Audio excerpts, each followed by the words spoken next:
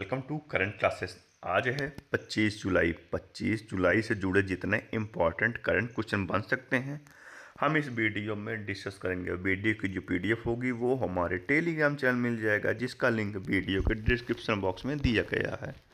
और बता दें, इस वीडियो के कमेंट में एक क्वेश्चन दिया जाता है, उस क्वेश्चन का आंसर आपको देना चाहिए और उससे जुड़े जितने फैक्ट हैं वो भी लिखने चाहिए। इससे ये सारी चीज़ें आपको रिवीजन होंगी। तो चलिए शुरू करते हैं। हाल ही में आयकर दिवस कब मनाया गया? तो यह मनाया गया कब? यह मनाया गया है 24 जुलाई को। और इसकी शुरुआत 1860 में सर जेम्स विलियम्स ने की थी, जिसे इन्होंने देश में पहली बार आयकर लागू किया था ताकि 1857 के विद्रोह के बाद उपजे वित्तीय संकट को संभाला जा सके। 2025 में यह 166वां आयकर दिवस है, जो आयकर विभाग की ऐतिहासिक यात्रा और देश की कर प्रणाली को विकास को याद दिलाता है। अगला है, हाल ही में खाद्य भारत का चौथा संस्करण कहाँ आयोजित किया गया? तो कहाँ किया गया? यह किया गया नई दिल्ली में। विश्व खाद्य भारत का चौथा संस्करण 25 से 28 सितंबर 2025 तक नई दिल्ली में आयोजित किया जाएगा। यह जो पहली बार 2017 में नई दिल्ली में आयोजित किया गया था। अब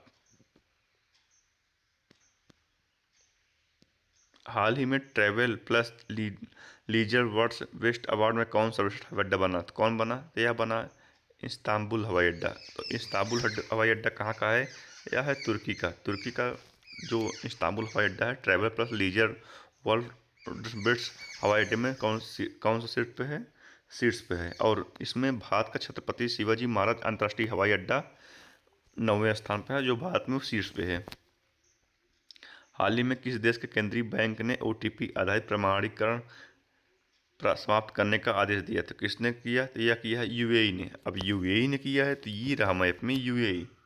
अब यूएई, तो ये रहा मैप में यूएई। कैपिटल क्या है? Abu Dhabi. करेंसी है यूएई दिरहम। प्रेसिडेंट है मोहम्मद बिन जैद अल नयन। और 97वां अंतर्राष्ट्रीय रसायन ओलंपियाड दुबई में आयोजित किया गया। मशरेक गिफ्ट सिटी में प्रवेश करने वाला यूएई का पहला बैंक बन गया। भारतीय विदेश व्यापार संस्थान ने दुबई में अपना पहला विदेशी परिसर स्थापित करने की घोषणा की।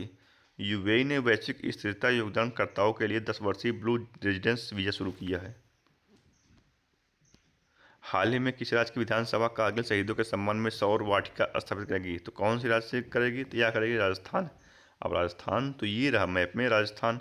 कैपिटल क्या है? जयपुर। सीएम है भजनलाल शर्मा। गवर्नर है हरिभाऊ किशन राव बांगड़े। और राजस्थान के मुख्यमंत्री ने पंडित दीनदयाल उपाध्याय गरीबी मुक्त योजना शुरू की है। राजस्थान 5वें खेलो इंडिया यूनिवर्सिटी गेम की मेजबानी करेगा।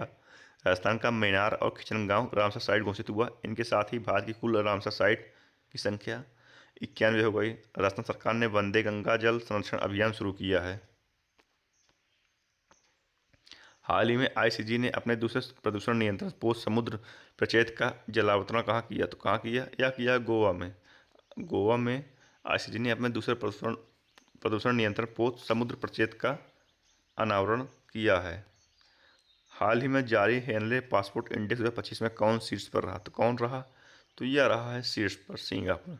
सिंगापुर 193 देशों में वीजा फ्री मुक्त है। और भारत जो है 77 देशों में वीजा 77 स्थान पे है और 59 देशों में वीजा मुक्त है।